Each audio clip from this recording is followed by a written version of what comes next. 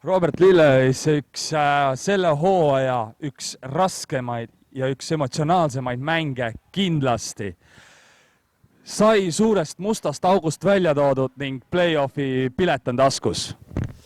Suurepärane lihtsalt sellisest jamast nagu välja tulla, see on võistkonnale müts maha, müts maha kogu võistkonna ees, alustades treeneritest, lõpetades füsioni, mis iganes, kõik andsid endast maksimumi ja esimene mäng näitas, meile löödi lihtsalt kont kurku, on ju.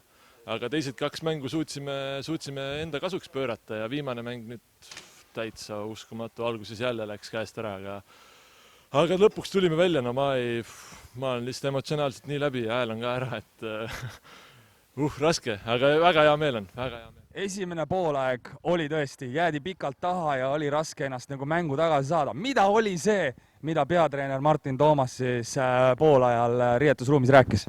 Peame agressiivsemad olema. Me olime esimene poolaeg, esimene 5 minutit olime väga loiud.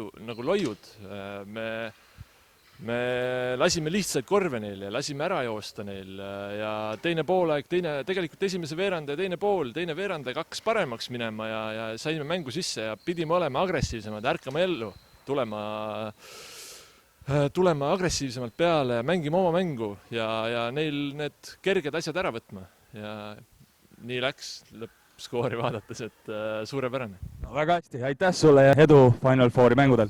Aitäh ja loodame, et äkki saab publikut ka saali. Ilmselt mitte, aga võiks.